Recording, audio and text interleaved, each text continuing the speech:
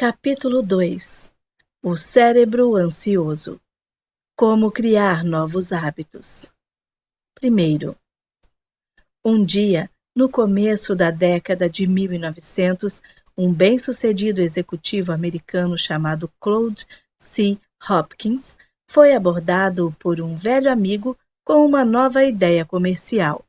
O amigo explicou que descobrira um produto incrível, que ele estava convencido de que seria um sucesso. Era uma pasta de dente, uma preparação mentolada e espumante que ele chamava de Pepsodent. Havia alguns investidores duvidosos envolvidos. Um deles tinha uma série de negócios agrários fracassados. Outro, segundo os boatos, estava ligado à máfia. Mas o amigo prometeu que aquele empreendimento seria gigantesco. Isso, é claro, se Hopkins consentisse em ajudar a criar uma campanha de promoção nacional. Hopkins, na época, estava no topo de uma indústria em rápida expansão que mal existia umas poucas décadas antes: a publicidade. Ele era o homem que convencera os americanos a comprar cerveja Schlitz, alardeando que a empresa limpava suas garrafas com vapor vivo, enquanto deixava de mencionar que todas as outras empresas usavam exatamente o mesmo método. Ele seduzira milhões de mulheres a comprar sabonete Palmolive, afirmando que Cleópatra se banhara com ele, apesar dos protestos veementes de historiadores indignados. Ele tornara o cereal matinal Puffed Wheat famoso, dizendo que era disparado com armas até que os grãos inchassem até 8 vezes o tamanho normal. Ele transformara dezenas de produtos antes desconhecidos, a aveia Quaker, os pneus Goodyear, a vassoura mágica Bissell, o porco com feijão da Van Camp, em nomes comuns em todos os lares. E nesse processo ficara tão rico que sua autobiografia, o best-seller My Life in Adversity, Minha Vida na Publicidade, dedicava longas passagens às dificuldades para gastar tanto dinheiro. No entanto, Claude Hopkins era mais conhecido por uma série de regras que criou, explicando como formar novos hábitos entre consumidores. Essas regras transformariam indústrias inteiras e acabariam se tornando uma sabedoria convencional entre marqueteiros, reformadores pedagógicos, profissionais de saúde pública, políticos e diretores executivos. Mesmo hoje, as regras de Hopkins influenciam tudo, desde como compramos produtos de limpeza até os recursos que os governos usam para erradicar doenças. Elas são fundamentais à criação de qualquer nova rotina. No entanto, quando esse velho amigo abordou Hopkins para falar da Pepsodent, o publicitário demonstrou apenas um leve interesse. Não era segredo que a saúde dentária dos americanos estava em rápido declínio. Conforme a nação se tornara mais endinheirada, as pessoas haviam começado a comprar maiores quantidades de produtos com açúcar e processados. Quando o governo passou a recrutar homens para a Primeira Guerra Mundial, tantos recrutas tinham dentes podres que os oficiais diziam que a má higiene dentária era um risco para a segurança nacional. No entanto, como Hopkins sabia, vender pasta de dente era um suicídio financeiro. Já havia um exército de vendedores de porta em porta oferecendo duvidosos pós e elixires dentais, a maioria deles à beira da falência. O problema era que quase ninguém comprava pasta de dente, porque, apesar dos problemas dentários da nação, quase ninguém escovava os dentes. Por isso, Hopkins refletiu um pouco sobre a proposta do amigo e então a recusou. Disse que continuaria com os sabonetes e cereais. Não vi um jeito de educar os leigos sobre as teorias técnicas da pasta de dente, explicou Hopkins em sua autobiografia. O amigo, no entanto, foi persistente. Voltou inúmeras vezes, apelando para o considerável ego de Hopkins, até que, por fim, o publicitário acabou cedendo. Finalmente concordei em realizar a campanha se ele me desse uma opção de 6 meses num bloco de ações, escreveu Hopkins. O amigo concordou. Seria a decisão financeira mais sábia da vida de Hopkins. 5 anos após firmada essa parceria, Hopkins transformou a Pepsodent num dos produtos mais conhecidos do mundo e, nesse processo, ajudou a criar o hábito de se escovar os dentes, que se alastrou pelos Estados Unidos numa velocidade estonteante. Em pouco tempo, todo mundo, de Shirley Temple a Clark Gable, estava se vangloriando de seu sorriso Pepsodent.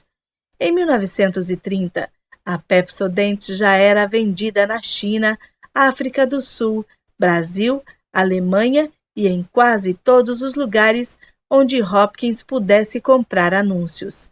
Uma década depois da primeira campanha da Pepsodent, pesquisadores descobriram que escovar os dentes se tornara um ritual diário para mais da metade da população americana.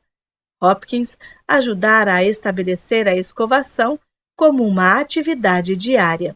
O segredo de sucesso, Hopkins se gabaria depois, era que ele achara um certo tipo de deixa e recompensa, que alimentara um hábito específico.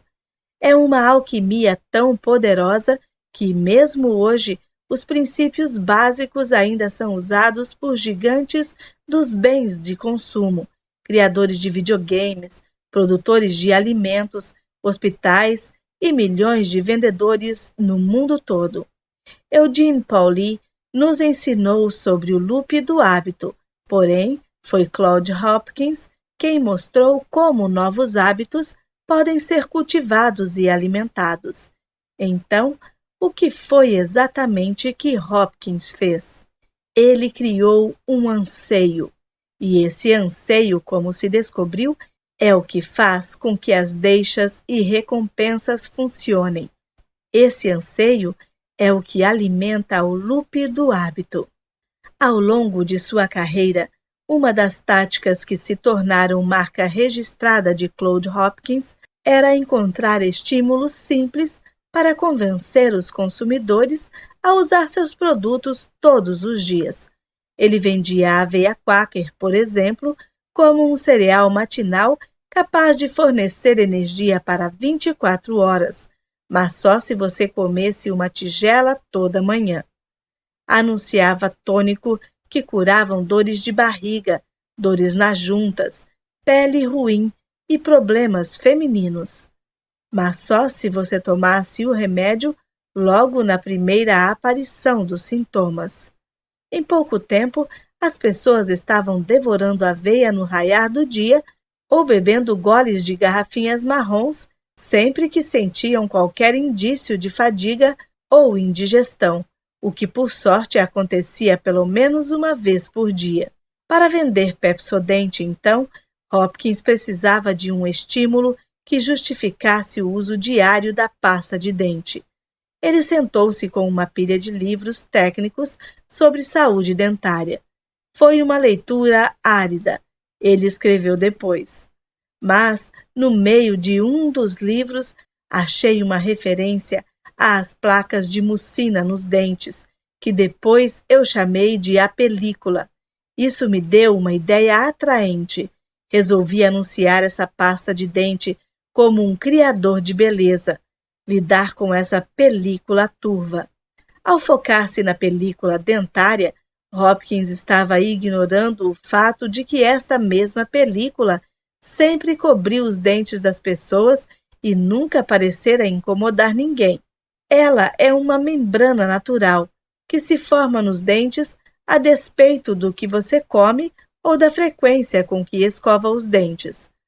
As pessoas nunca tinham prestado muita atenção a ela, e não havia muito motivo para que devessem prestar.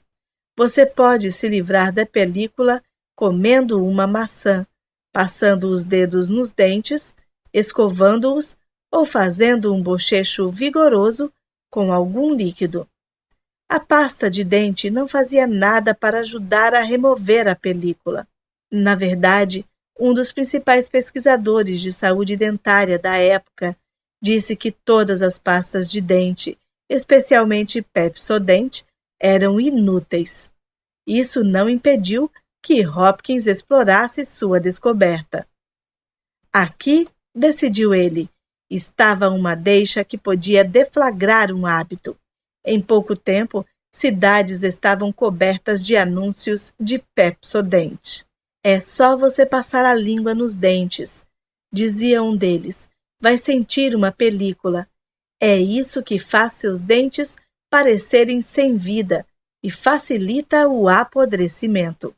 Note quantos dentes bonitos são vistos por toda parte, dizia outro anúncio, mostrando beldades sorridentes.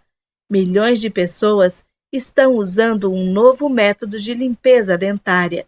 Por que uma mulher gostaria de ter uma película opaca nos dentes? Pepsodent remove a película. O brilhante desses anúncios era que eles dependiam de uma deixa, a película dentária, que era universal e impossível de ignorar. Dizer para alguém passar a língua nos dentes, na verdade, provavelmente faz com que a pessoa passe a língua nos dentes. E quando fazia isso, provavelmente sentia uma película. Hopkins encontrara uma deixa simples, que existia havia milênios, e era tão fácil de deflagrar que um anúncio podia fazer com que as pessoas obedecessem automaticamente.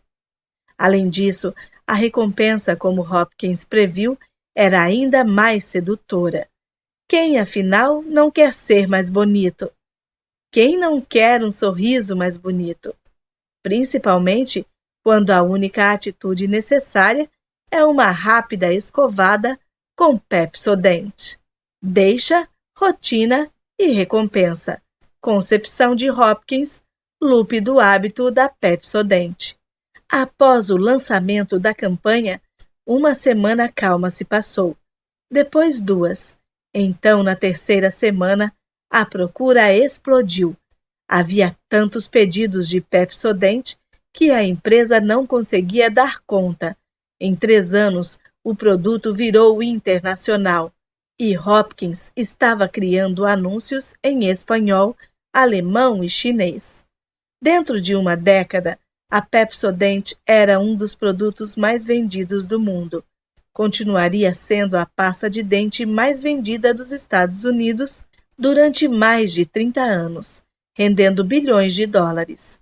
Antes de a Pepsodent surgir, apenas 7% dos americanos tinham um tubo de pasta de dente no armarinho do banheiro.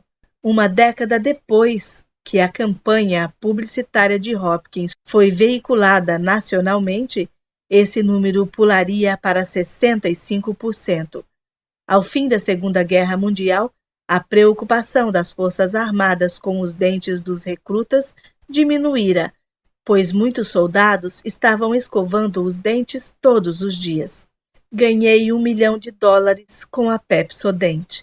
Hopkins escreveu uns poucos anos depois que o produto surgiu nas prateleiras. O segredo disso era que ele aprendera a psicologia humana certa. Essa psicologia era fundamentada em 2 regras básicas. Primeira, ache uma deixa simples e óbvia. Segunda, defina claramente as recompensas. Se você acertasse esses elementos, prometia Hopkins, era como mágica. Veja o caso da Pepsodent. Ele identificara uma deixa, a película dentária, e uma recompensa, dentes bonitos, que tinham convencido milhões de pessoas a começar a praticar um ritual diário. Mesmo hoje, as regras de Hopkins são um ingrediente essencial dos livros de marketing e a base de milhões de campanhas publicitárias. E estes mesmos princípios já foram usados para criar milhares de outros hábitos, muitas vezes sem que as pessoas se dessem conta de como estão seguindo de perto a fórmula de Hopkins. Estudos sobre pessoas que conseguiram instaurar novas rotinas de exercícios, por exemplo, mostram que é mais provável elas se manterem fiéis a um plano de exercício se escolherem uma deixa específica, tal como correr assim que chegam do trabalho. É uma recompensa clara, como uma cerveja ou uma noite de TV sem culpa.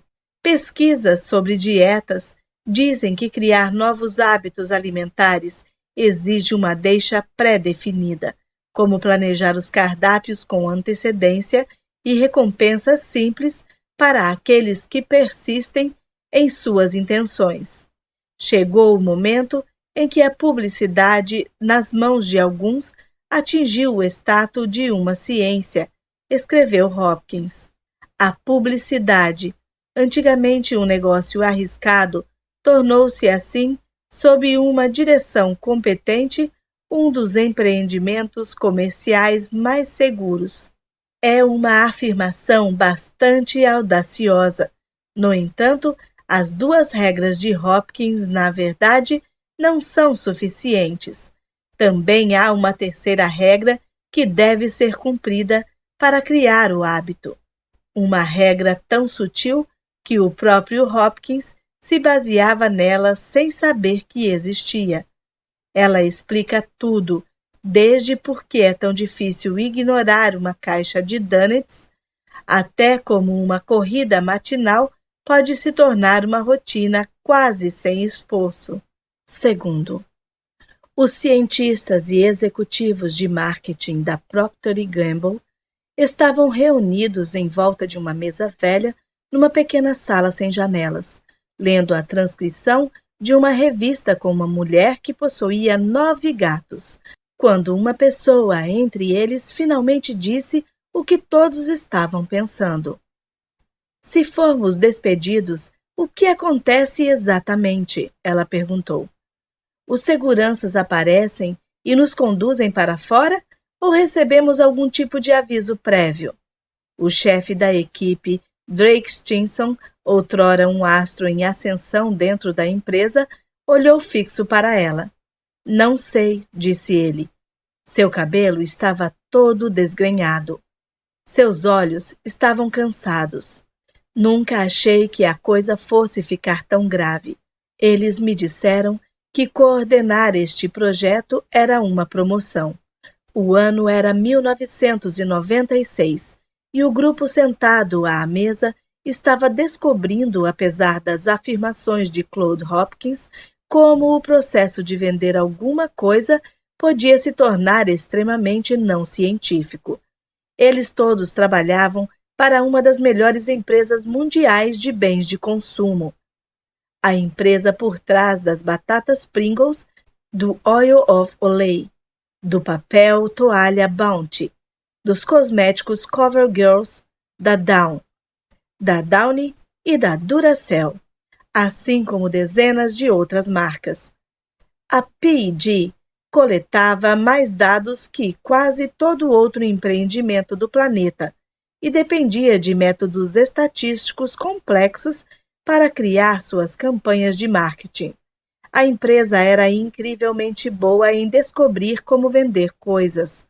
Só no mercado de produtos para lavar roupa, os produtos da P&G lavavam 1 em cada 2 cestos de roupa suja dos Estados Unidos.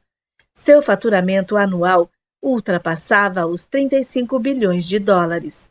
Porém, a equipe de Stinson, que fora encarregada de criar a campanha publicitária para um dos novos produtos mais promissores da P&G, estava à beira da derrota. A empresa gastara milhões de dólares desenvolvendo um spray capaz de eliminar odores de quase todo o tecido.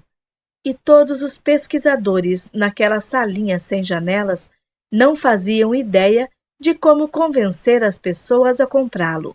O spray tinha sido criado cerca de 3 anos antes, quando um dos químicos da P&G estavam trabalhando com uma substância chamada hidroxipropil beta-ciclodextrina, ou HPBCD,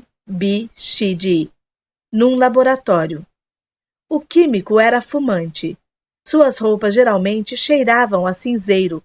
Um dia, depois de trabalhar com HPBCD, sua mulher o recebeu à porta. — Você parou de fumar? Ela perguntou. Não, ele disse. Ficou desconfiado.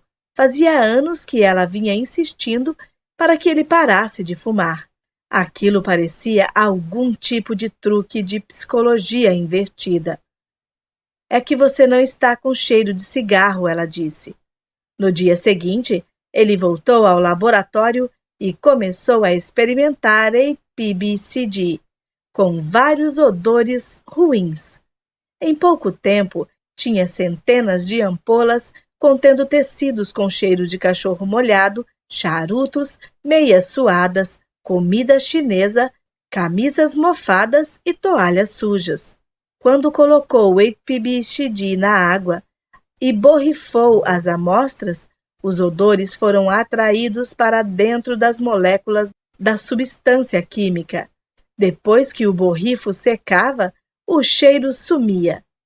Quando o químico explicou suas descobertas aos executivos da P&G, eles ficaram extasiados.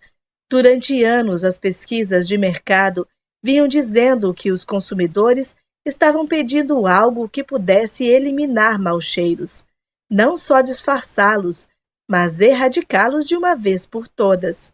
Quando uma equipe de pesquisadores entrevistara consumidores em suas casas, descobriram que muitos deles deixavam suas blusas ou calças do lado de fora depois de uma noite num bar ou numa festa. Minhas roupas estão sempre com cheiro de cigarro quando eu chego em casa, mas não quero pagar uma lavagem a seco toda vez que saio, disse uma mulher.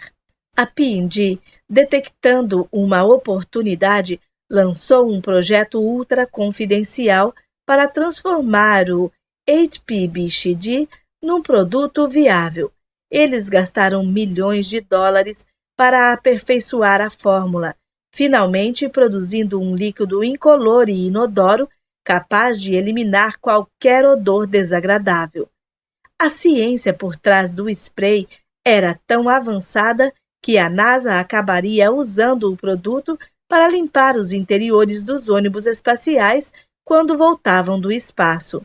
A melhor parte é que o produto era barato de fabricar, não deixava manchas e podia eliminar os odores de qualquer sofá fedido, jaqueta velha ou assento manchado de carro. O projeto tinha sido um grande risco, mas a P&G agora tinha tudo para faturar bilhões. Se conseguisse bolar a campanha de marketing certa. Decidiram batizar o produto de Febreze e convidaram Stinson, um garoto prodígio de 31 anos com formação em matemática e psicologia, para liderar a equipe de marketing. Stinson era alto e bonito, com um queixo forte, uma voz gentil e um gosto por refeições sofisticadas. Preferiria ver meus filhos fumando maconha do que comendo no McDonald's, ele uma vez disse a um colega. Antes de entrar para a P&G, passara 5 anos em Wall Street construindo modelos matemáticos para escolher ações. Quando se mudou para Cincinnati, onde ficava a sede da P&G, foi recrutado para ajudar a cuidar de linhas de produtos importantes, incluindo o amaciante Bonds e as folhas de secadora Downy. Mas o Febreze era diferente. Era uma chance de lançar uma categoria totalmente nova do produto, de acrescentar ao carrinho de compras do consumidor uma coisa que nunca estivera ali antes. Só o que Stinson precisava fazer era descobrir como transformar o Febreze num hábito, e o produto sumiria das prateleiras. Quão difícil isso podia ser? Stinson e seus colegas decidiram apresentar o Febreze em uns poucos mercados de teste: Phoenix, Salt Lake City e Boise. Eles foram até essas cidades e distribuíram amostras. Então, perguntaram às pessoas se podiam ir à casa delas. Ao longo de 2 meses, visitaram centenas de lares. Seu primeiro grande avanço aconteceu quando eles visitaram uma guarda florestal em Phoenix. Ela tinha 20 e tantos anos e morava sozinha. Seu trabalho era capturar animais que surgiam vindos do deserto. Ela pegava coiotes, racuns, de vez em quando um puma, e gambás. Montes e montes de gambás, que muitas vezes a borrifavam quando eram capturados. Sou solteira e gostaria de encontrar alguém para ter filhos. A guarda florestal disse a Stinson e seus colegas quando estavam sentados na sala da casa dela. Saio para vários encontros. Tipo, acho que sou atraente, sabe? Sou inteligente e sinto que sou um bom partido. Porém, sua vida amorosa era prejudicada, ela explicou, pois tudo à sua volta cheirava a gambá. Sua casa, sua picape, suas roupas, suas botas, suas mãos, suas cortinas, até sua cama.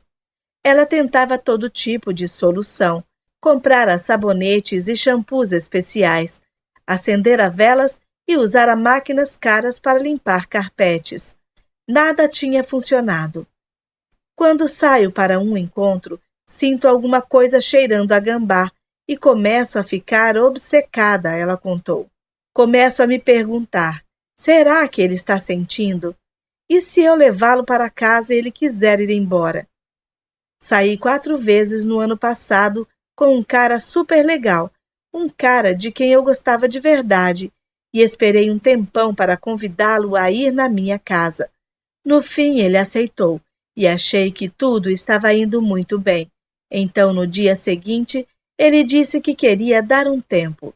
Ele foi muito educado, mas eu fico me perguntando, será que foi o cheiro? Bom, fico feliz que você tenha tido uma chance de experimentar o Febreze, disse Stinson. Você gostou? Ela olhou para ele. Estava chorando. Quero te agradecer, disse. Esse spray mudou minha vida. Após receber amostras de Febreze, ela tinha ido para casa e borrifado o sofá, borrifou as cortinas, o tapete, a colcha, seu jeans, seu uniforme, o interior do carro. O frasco acabou, então pegou outro e borrifou todo o resto. Pedi para todos os meus amigos virem à minha casa, disse a mulher. Eles não sentem mais o cheiro. O gambá sumiu. A esta altura, ela estava chorando tanto que uma das colegas de Stinson pôs a mão no seu ombro. Muito obrigada mesmo, disse a mulher. Me sinto tão livre. Obrigada. Este produto é tão importante. Stinson inspirou fundo dentro da sala dela. Não sentiu cheiro nenhum. Vamos ganhar uma fortuna com essa coisa, pensou.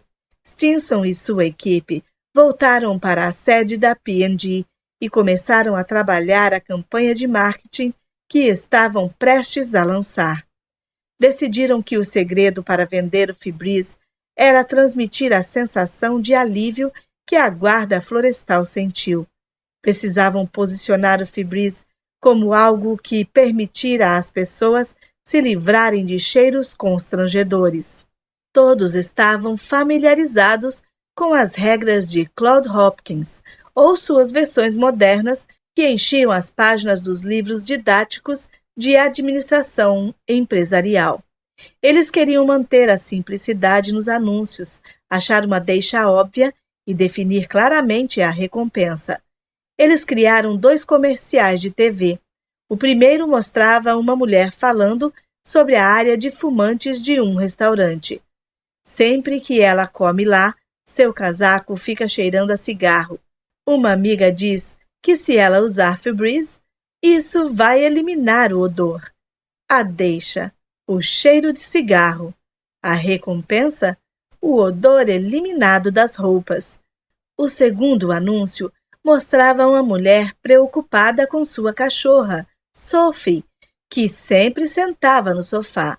A Sophie sempre vai ter cheiro de Sophie.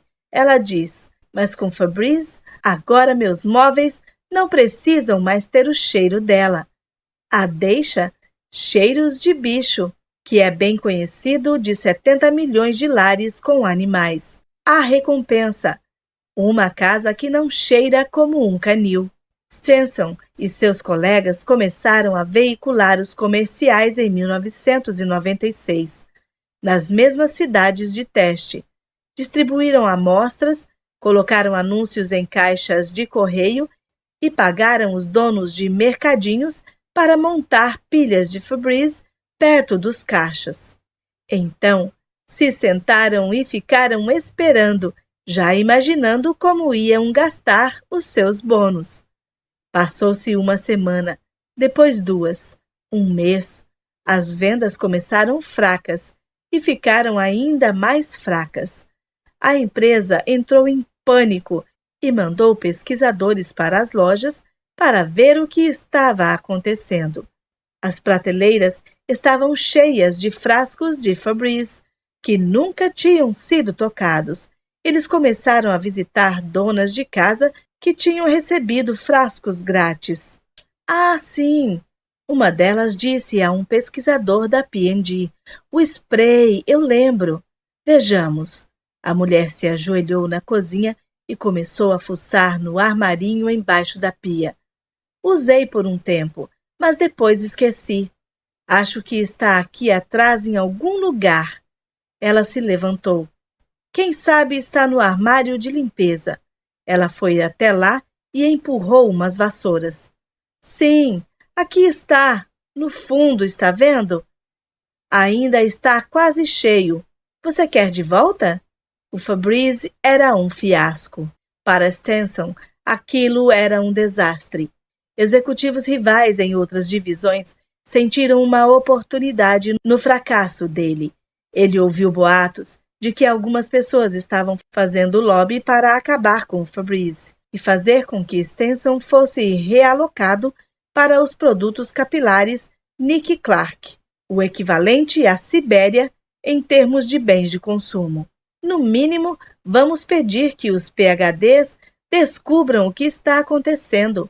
A P&G recentemente contratara cientistas de Stanford, Carnegie Mellon e outras universidades que supostamente eram peritos em psicologia de consumidores. O presidente da divisão concordou em dar ao produto um pouco mais de tempo. Então, um novo grupo de pesquisadores juntou-se à equipe de Stenson e começou a realizar mais entrevistas. Seu primeiro palpite sobre por que o Febreze estava vendendo mal veio quando eles visitaram a casa de uma mulher perto de Phoenix. Sentiram o cheiro dos 9 gatos dela antes de entrarem. Por dentro, no entanto, a casa era limpa e organizada. A mulher explicou que era meio obcecada por limpeza. Passava aspirador todo dia e não gostava de abrir as janelas, pois o vento trazia poeira. Quando Stenson e os cientistas entraram na sala da casa, onde os gatos viviam, o cheiro era tão forte que um deles engasgou.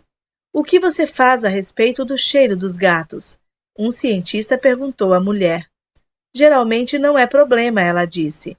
Com que frequência você sente um cheiro? Ah, tipo 1 vez por mês, a mulher respondeu. Os pesquisadores se entreolharam. Você está sentindo o cheiro agora? Um cientista perguntou. Não, ela disse. O mesmo padrão se repetiu em dezenas de outras casas mal cheirosas que os pesquisadores visitaram. As pessoas eram incapazes de detectar a maioria dos odores em suas vidas. Se você vive com 9 gatos, perde a sensibilidade ao cheiro deles. Se você fuma, isso prejudica seu poder olfativo de tal modo que você não sente mais o cheiro do cigarro. O cheiro é algo estranho. Mesmo os mais fortes desaparecem com a exposição constante. Stenson se deu conta de que era por isso que ninguém estava usando Febreze. A deixa do produto, aquilo que supostamente deveria deflagrar o uso diário, estava escondida das pessoas que mais precisavam. Os maus cheiros simplesmente não eram notados com frequência suficiente para criar um hábito regular. Consequentemente, o Febreze ia para o fundo de um armário. As pessoas com maior predisposição a usar o spray nunca sentiam os cheiros que deveriam ter lembrado a eles que a sala precisava de uma borrifada. A equipe de Stenson voltou à sede e se reuniu na sala de reuniões sem janelas, relendo a transcrição da Mulher com 9 Gatos. A psicóloga perguntou o que acontece se você é demitido. Stenson pôs a cabeça entre as mãos. Se ele não conseguia vender o Febreze para uma mulher com 9 gatos, para quem conseguiria vender esse produto? Como você forma um novo hábito quando não há pista para deflagrar o uso? E quando os consumidores que mais precisam não apreciam a recompensa? Terceiro, o laboratório pertencente a Wolfram Schultz, um professor de neurociência da Universidade de Cambridge, não é um lugar bonito.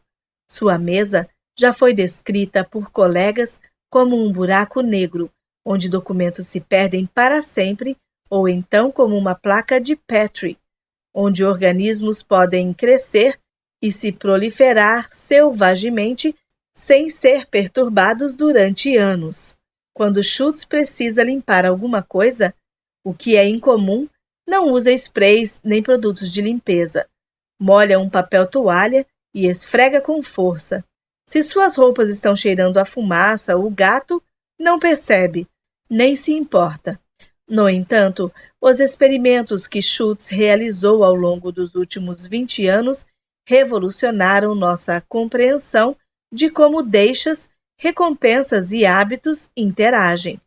Ele explicou por que algumas deixas e recompensas têm mais poder que as outras e traçou um mapa científico que explica por que a Pepsodent foi um sucesso, como alguns praticantes de dietas e exercícios conseguem mudar seus hábitos tão depressa e, no fim das contas, o que era necessário para fazer o Febreze vender. Nos anos 1980, Schultz fez parte de um grupo de cientistas que estudou os cérebros de macacos conforme aprendiam a realizar certas tarefas, tais como puxar alavancas ou abrir trancas. Seu objetivo era descobrir quais partes do cérebro eram responsáveis por novas ações. Um dia, notei uma coisa interessante para mim. Schultz me contou.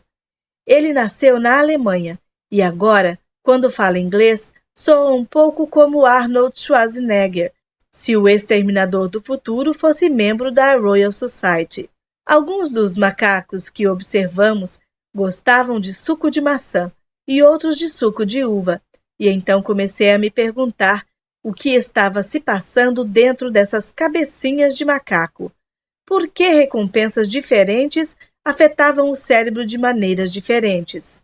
Schultz deu início a uma série de experimentos para decifrar como as recompensas funcionam no nível neuroquímico. Com o avanço da tecnologia, ele obteve acesso na década de 1990 a aparelhos semelhantes aos usados por pesquisadores do MIT. Mais do que os ratos, no entanto, Schultz estava interessado em macacos como Júlio, um primata de 4 quilos do gênero macaca com olhos amendoados, em cujo cérebro foi inserido um eletrodo muito fino que permitia que Schultz observasse a atividade neural enquanto ela ocorria. Um dia, Schultz colocou Júlio numa cadeira numa sala pouco iluminada e ligou um monitor de computador.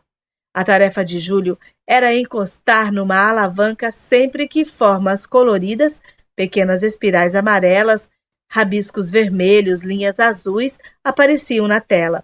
Se Júlio encostasse na alavanca quando uma forma aparecia, uma gota de suco de amora descia por um tubo pendurado no teto e caía nos lábios do macaco. Júlio gostava de suco de amora. A princípio, Júlio tinha apenas um leve interesse pelo que estava acontecendo na tela. Passava a maior parte do tempo se contorcendo, tentando se libertar da cadeira. Mas assim que veio a primeira dose de suco, Júlio ficou muito concentrado no monitor. Conforme o macaco começou a entender através de dezenas de repetições que as formas na tela eram uma deixa para uma rotina, encostar na alavanca, que resultava numa recompensa, o suco de amora, começou a olhar para a tela com a intensidade de um raio laser. Parou de se contorcer. Quando um rabisco amarelo aparecia, ele procurava a alavanca. Quando surgia uma linha azul, ele entrava em ação, e quando o suco chegava, Júlio lambia os lábios, contente. Forma na tela, alavanca, suco, ganhei uma recompensa. Reação de Júlio à recompensa quando recebe o suco.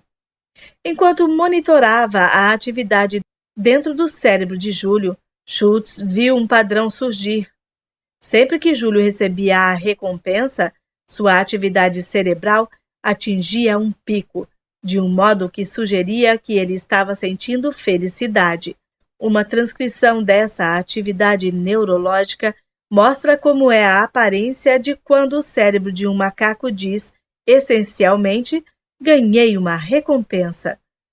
Schultz submeteu Júlio diversas vezes ao mesmo experimento, registrando a reação neurológica a cada repetição.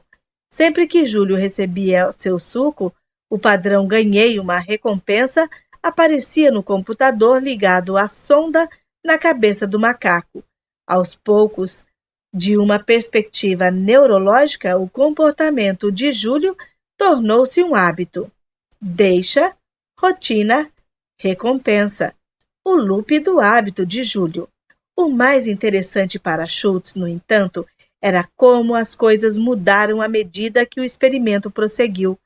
Conforme o macaco ganhava mais prática no comportamento, uma vez que o hábito ficava cada vez mais forte, o cérebro de Júlio começou a antecipar o suco de amora.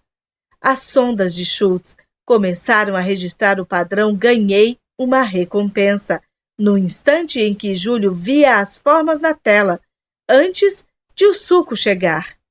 Agora a reação de Júlio à recompensa acontece antes de o suco chegar. Em outras palavras, as formas no monitor tinham se tornado uma deixa não só para puxar uma alavanca, mas também para uma reação de prazer dentro do cérebro do macaco.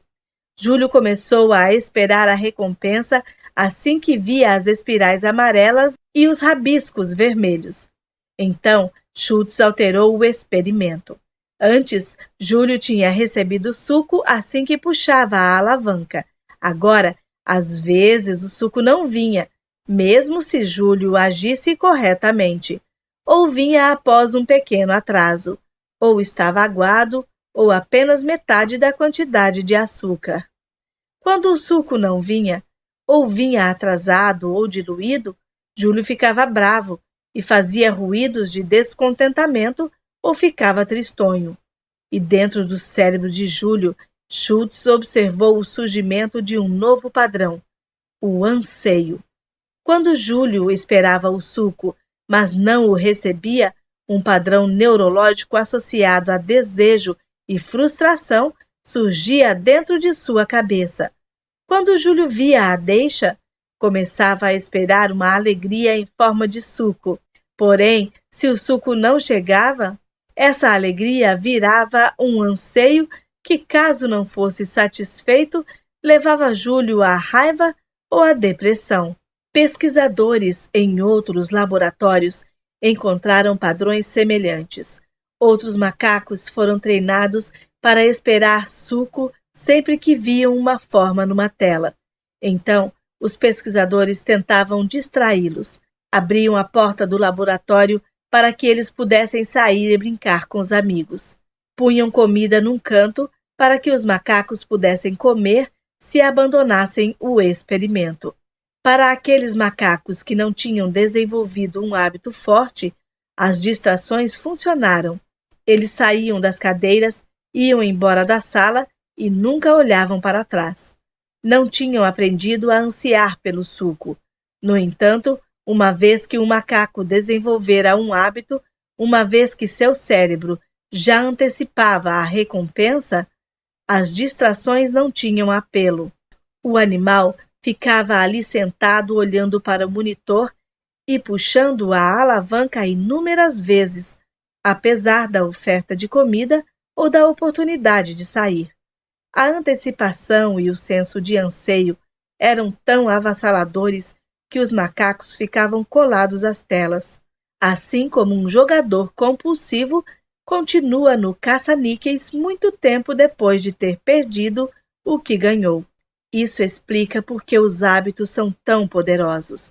Eles criam anseios neurológicos. Na maior parte das vezes, esses anseios surgem tão gradualmente que não estamos de fato cientes de que eles existem e, portanto, muitas vezes não enxergamos sua influência. Conforme associamos as deixas a certas recompensas, surge em nossos cérebros um anseio inconsciente que coloca o loop do hábito em movimento.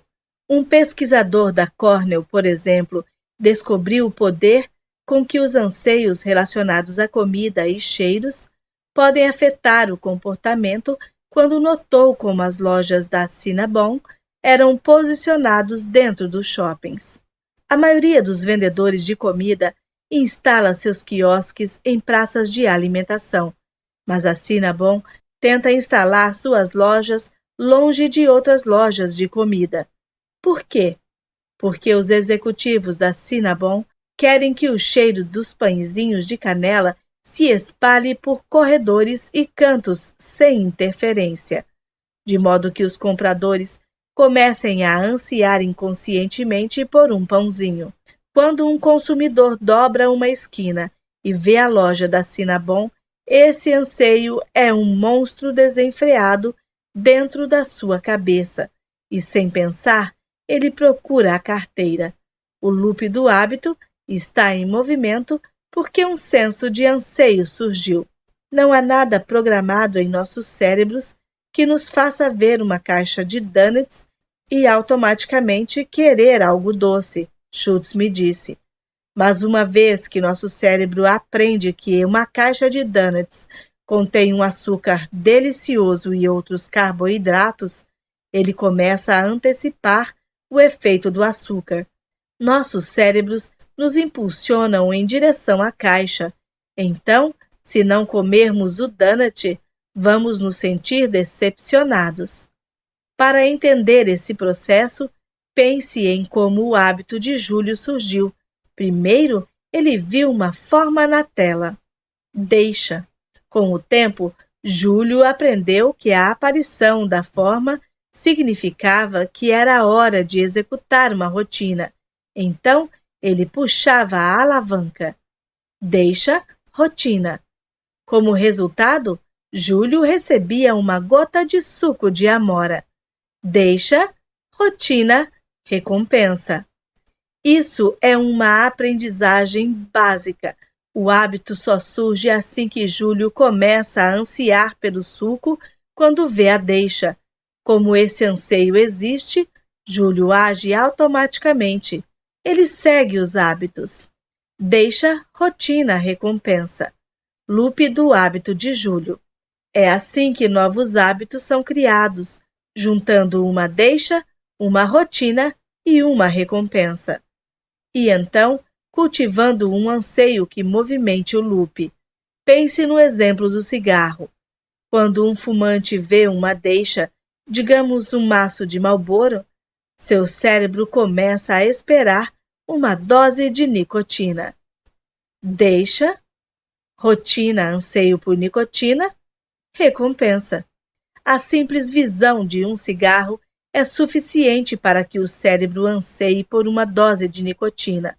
Se essa dose não chega, o anseio cresce até que o fumante, sem pensar, estenda a mão e pegue o cigarro.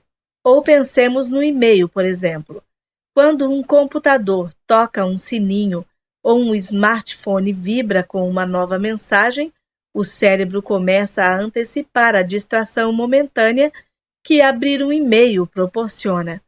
Essa expectativa, se não for satisfeita, pode se acumular até que uma reunião esteja cheia de executivos irrequietos, conferindo seus Blackberries vibrantes embaixo da mesa, mesmo sabendo que provavelmente são só os últimos resultados de um jogo de futebol virtual. Por outro lado, se alguém desabilita o VibraCal e assim remove a deixa, as pessoas conseguem trabalhar durante horas sem pensar em conferir sua caixa de entrada. Deixa, rotina, anseio por distração, recompensa. Cientistas estudaram os cérebros de alcoólatras, fumantes e comedores compulsivos e mediram como sua neurologia, as estruturas de seus cérebros e o fluxo de substâncias neuroquímicas dentro de suas cabeças se altera conforme seus anseios se tornam arraigados. Hábitos especialmente fortes, escreveram 2 pesquisadores da Universidade de Michigan, geram reações semelhantes às de vícios, de modo que o desejo evolui para um anseio obsessivo, que pode forçar nossos cérebros a entrar em piloto automático, mesmo diante de fortes desincentivos, incluindo perda de reputação, emprego, lar e família. No entanto, esses anseios não têm plena autoridade sobre nós.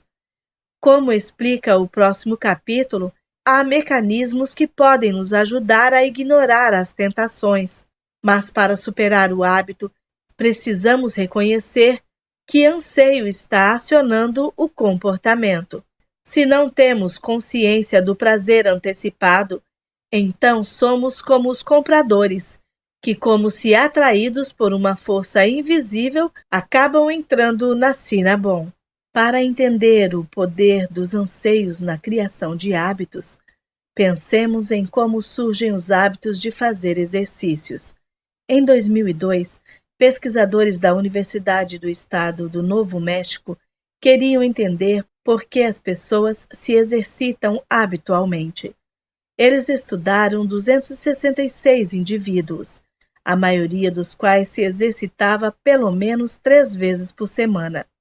O que descobriram era que muitos deles tinham começado a correr ou levantar pesos quase por um capricho, ou porque, de repente, tinham tempo livre ou queriam lidar com tensões inesperadas em suas vidas. No entanto, o motivo de eles continuarem, de isso se tornar um hábito, era devido a uma recompensa específica pela qual começaram a ansiar. Em um grupo, 92% das pessoas disseram que se exercitavam habitualmente porque aquilo as fazia se sentirem bem.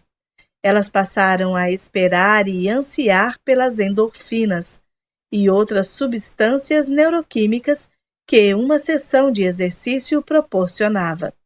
Em outro grupo, 67% das pessoas disseram que fazer exercícios lhe dava uma sensação de realização.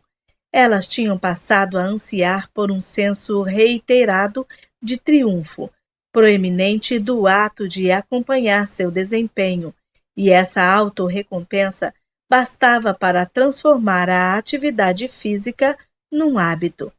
Se você começar a correr toda manhã, é essencial que escolha uma deixa simples, como sempre amarrar os cadarços dos tênis antes do café da manhã ou deixar suas roupas de corrida ao lado da cama.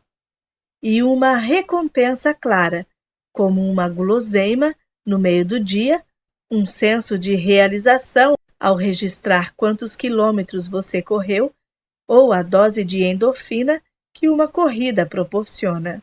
Porém, incontáveis estudos demonstraram que uma deixa e uma recompensa por si sós não são suficientes para que um novo hábito dure. Só quando seu cérebro começar a nutrir uma expectativa pela recompensa, ansiar pelas endorfinas ou pelo senso de realização, é que o ato de amarrar os cadarços dos tênis de corrida toda manhã se tornará automático. A deixa, além de deflagrar uma rotina, também precisa deflagrar um anseio para que a recompensa venha. Deixa eu te perguntar sobre um problema que tenho, eu disse a Wolfram Schultz, o neurocientista, depois que ele me explicou como o anseio surge. Tenho um filho de 2 anos, e quando estou em casa dando jantar para ele, nuggets de frango e coisas desse tipo, pego um sem pensar. É um hábito, e agora estou ganhando peso. Todo mundo faz isso, disse Schultz. Ele mesmo tem 3 filhos, todos adultos agora. Quando os filhos eram novos, beliscava o jantar deles sem pensar. Em alguns aspectos, ele me disse, somos como os macacos. Quando vemos frango ou fritas na mesa, nosso cérebro começa a sentir um prazer antecipado por essa comida, mesmo se não estamos com fome. Nossos cérebros estão ansiando por ela.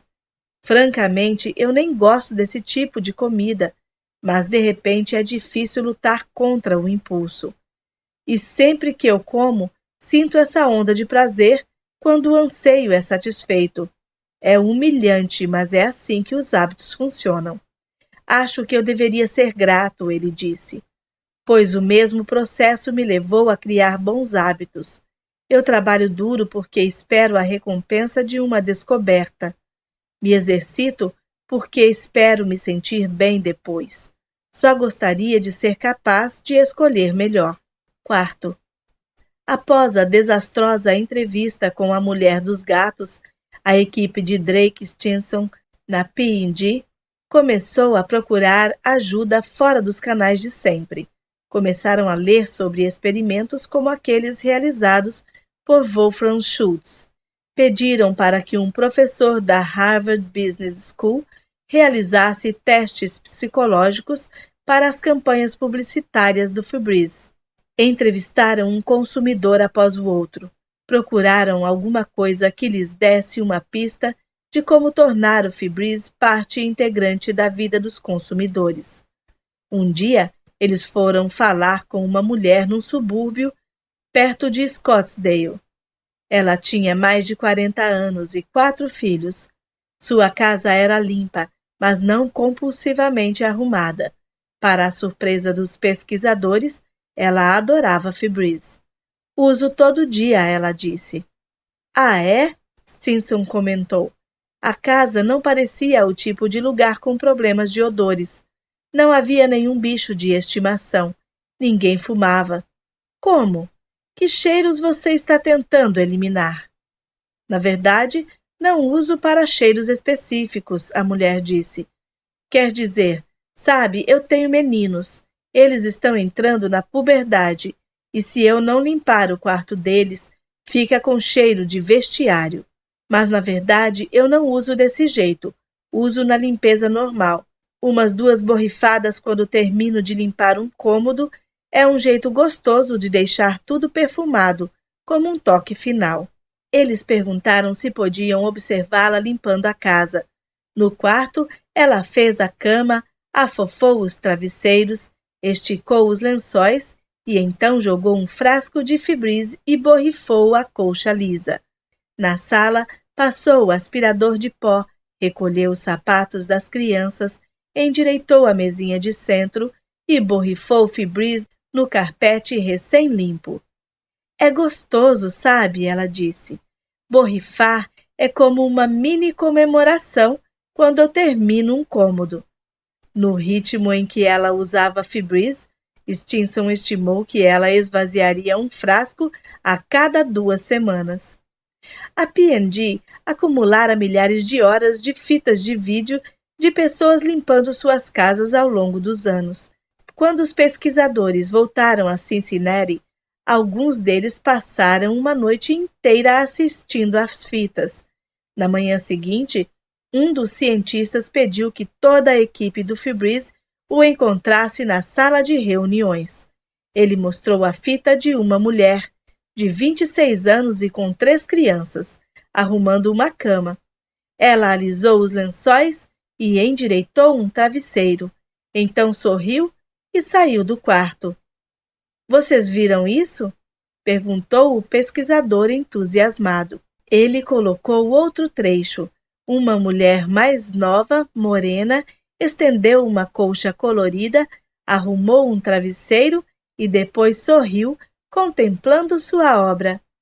Olha aí de novo, disse o pesquisador. O próximo trecho mostrava uma mulher em roupas esportivas, arrumando a cozinha e limpando a bancada antes de fazer um alongamento relaxante.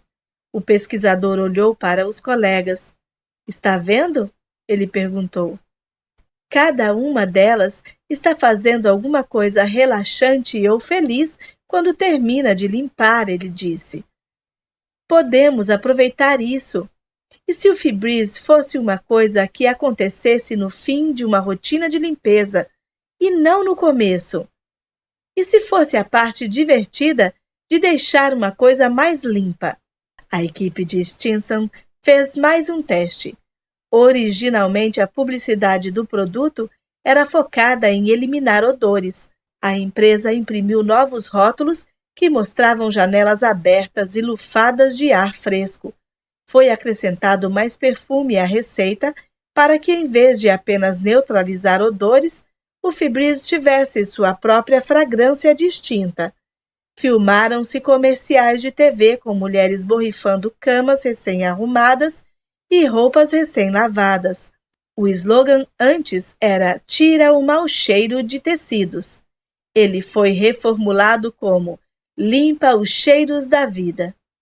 Cada mudança foi projetada para fazer apelo a uma deixa específica diária.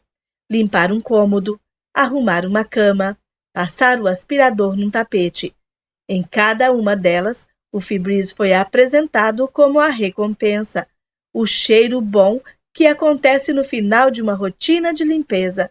Mais importante, cada anúncio foi calibrado para evocar um anseio, o de que as coisas tenham um cheiro tão bom quanto sua aparência quando o ritual de limpeza é concluído. A ironia é que um produto feito para neutralizar odores foi transformado no contrário disso. Em vez de eliminar o cheiro em tecidos sujos, ele tornou-se um perfumador de ar usado como toque final depois que as coisas já estão limpas. Quando os pesquisadores voltaram às casas dos consumidores, depois de os novos comerciais irem ao ar e os frascos reprojetados serem distribuídos, descobriram que algumas donas de casa no mercado de teste tinham começado a esperar, ansiar pelo cheiro do Febreze. Uma mulher disse que quando seu frasco acabava, ela espirrava perfume diluído na roupa lavada. Agora, se eu não sentir um cheiro bom no final, não parece realmente limpo, disse a eles. A guarda florestal, com o problema dos gambás, nos colocou na direção errada. Stinson me disse, nos fez pensar que o Febreze teria sucesso oferecendo uma solução para um problema. Mas quem quer admitir que sua própria casa fede? Estávamos encarando a questão toda do jeito errado. Ninguém anseia pela ausência de odores. Por outro lado, muitas pessoas anseiam por um cheiro bom depois que passaram 30 minutos limpando. O loop do hábito do Febreze. O relançamento do Febreze aconteceu no verão de 1998. Dentro de 2 meses, as vendas duplicaram. Dentro de 1 ano, os consumidores tinham gasto mais de 230 milhões de dólares no produto. Desde então, o Febreze gerou dezenas de subprodutos, perfumadores de ar, velas, sabões para roupa e sprays de cozinha, que ao todo agora são responsáveis por vendas de mais de $1 bilhão ao ano. Por fim, a P&G começou a mencionar para os consumidores que, além de ter um cheiro bom, o Febreze também pode eliminar odores. Stanton foi promovido e sua equipe recebeu seu bônus. A fórmula tinha funcionado. Eles haviam encontrado deixas simples e óbvias. Tinham definido claramente a recompensa. Mas foi só depois de eles criarem uma sensação de anseio, o desejo de fazer com que tudo fique com um cheiro tão bom quanto a aparência, que o Febreze se tornou um sucesso. Esse anseio é uma parte essencial da fórmula para a criação de novos hábitos, que Claude Hopkins, o publicitário da Pepsodent, jamais reconheceu. Quinto, em seus últimos anos de vida, Hopkins passou a dar palestras. Suas conferências sobre as leis da publicidade científica atraíram milhares de pessoas. Nos palcos, ele muitas vezes se comparava a Thomas Edison e George Washington e urdia audaciosas previsões para o futuro. Os automóveis voadores apareciam com destaque. Porém, jamais mencionou anseios ou as raízes neurológicas do loop do hábito. Afinal, ainda se passariam 70 anos antes que os cientistas do MIT e Wolfram Schultz realizassem seus experimentos. Então, como Hopkins conseguiu criar um hábito tão poderoso de escovação de dentes sem o benefício destas descobertas? Bem, o fato é que, na verdade, ele se apoiou nos princípios que acabariam sendo descobertos no MIT e no laboratório de Schultz, mesmo que ninguém soubesse disso na época. As experiências de Hopkins com a Pepsodent não foram tão simples quanto ele narra em suas memórias. Embora tenha se vangloriado de que descobriu na película dental uma deixa incrível e se gabado de ser o primeiro a oferecer aos consumidores a clara recompensa de dentes bonitos, na verdade Hopkins não foi o criador dessa tática, nem de longe. Pensem, por exemplo, em alguns dos anúncios de outros cremes dentais que já apinhavam as revistas e os jornais mesmo antes que Hopkins soubesse que a Pepsodent existia. Os ingredientes dessa preparação são especialmente projetados para evitar que depósitos de tártaro se acumulem em volta da base dos dentes, dizia um anúncio do Dr. Sheffield's Creme Dentifrice, um produto anterior à Pepsodent. Limpe essa camada de sujeira. Seu esmalte branco está apenas escondido por uma camada de película, dizia um anúncio que surgiu enquanto Hopkins estava folheando seus livros didáticos de odontologia.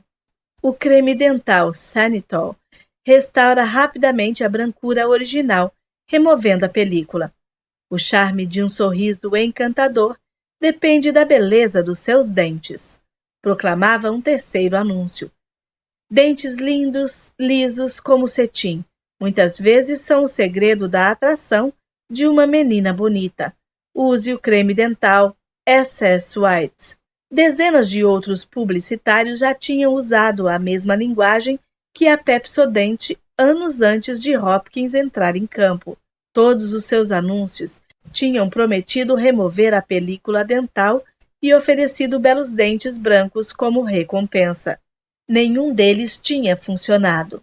Mas depois que Hopkins lançou sua campanha, as vendas de Pepsodent foram às alturas.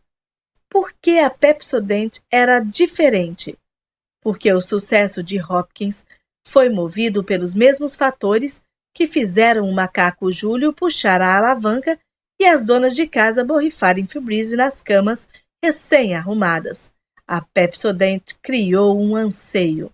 Hopkins não gasta nenhum espaço em sua autobiografia discutindo os ingredientes da Pepsodent, mas a receita listada no pedido de patente do creme dental e os registros da empresa revelam algo interessante. Diferente de outras pastas da época, a Pepsodent continha ácido cítrico, bem como doses de óleo de hortelã e outras substâncias químicas. O inventor da Pepsodent usou esses ingredientes para fazer com que a pasta tivesse um sabor refrescante, mas eles também surtiram outro efeito imprevisto. São substâncias irritantes que criam uma sensação gelada e ardida na língua e gengiva. Depois que a Pepsodent começou a dominar o mercado, Pesquisadores de empresas concorrentes quebraram a cabeça para entender por quê. O que descobriram foi que os consumidores diziam que se esquecessem de usar Pepsodent, percebiam seu descuido, pois sentiam falta daquela sensação gelada e ardida na boca. Eles esperavam, ansiavam por essa leve irritação. Se isso não estivesse presente, não sentiam que suas bocas estavam limpas. Claude Hopkins não estava vendendo dentes bonitos, estava vendendo uma sensação.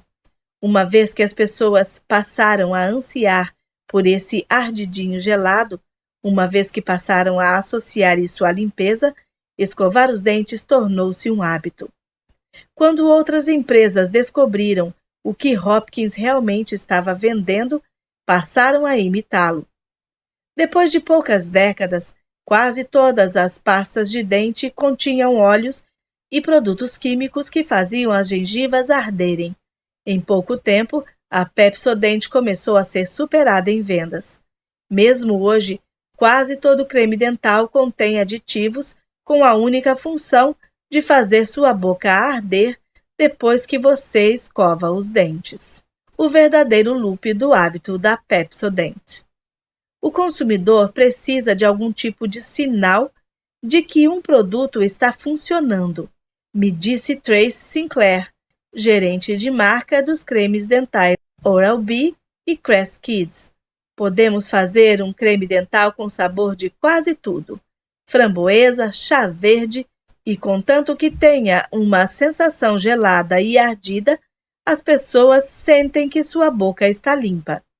A sensação ardida não faz o creme dental funcionar melhor, só convence as pessoas de que ele está cumprindo sua função.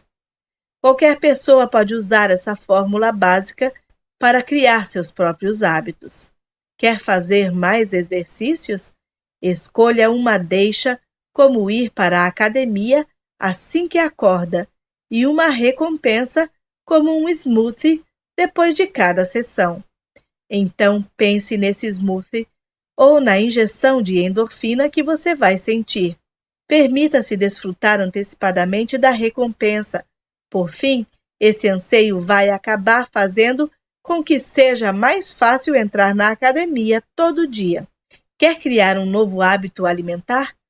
Quando pesquisadores vinculados ao National Weight Control Registry, Registro Nacional de Controle de Peso, um projeto envolvendo mais de 6.000 pessoas que perderam mais de 13 quilos, estudaram os hábitos de pessoas que tiveram êxito em suas dietas. Descobriram que 78% delas tomavam café da manhã diariamente, uma refeição cuja deixa é um momento do dia. Mas a maioria dessas pessoas também tinha em mente uma recompensa específica para se manter na dieta, um biquíni que queriam usar ou o orgulho que sentiam ao subir na balança todo dia, algo que elas escolheram com cuidado e realmente queriam. Focavam no anseio por essa recompensa quando as tentações surgiam. Cultivavam o anseio até virar uma pequena obsessão. E seus anseios por essa recompensa, como descobriram os pesquisadores, suplantavam a tentação de largar a dieta. O anseio punha o loop do hábito em movimento. Para as empresas, entender a ciência dos anseios é algo revolucionário. Há dezenas de rituais diários que deveríamos realizar todos os dias e que nunca se tornam hábitos. Deveríamos ficar atentos à ingestão de sal e beber mais água. Deveríamos comer mais verduras e legumes e menos gorduras. Deveríamos tomar vitaminas e passar filtro solar. Os fatos não poderiam ser mais claros neste último ponto. Aplicar um pouco de filtro solar no rosto toda manhã reduz significativamente os riscos de câncer de pele. No entanto, embora todo mundo escove os dentes, menos de 10% dos americanos passam filtro solar todo dia. Por quê? Porque não existe um anseio que tenha feito do filtro solar um hábito diário. Algumas empresas estão tentando solucionar isso, dando aos filtros solares uma sensação ardida ou algo que indique às pessoas que elas passaram o produto na pele. Espera-se que isso vá deflagrar uma expectativa, assim como o anseio pela sensação ardida na boca nos lembra de escovar os dentes. Empresas já utilizaram táticas semelhantes em centenas de outros produtos. A espuma é uma enorme recompensa, disse Sinclair, a gerente de marca.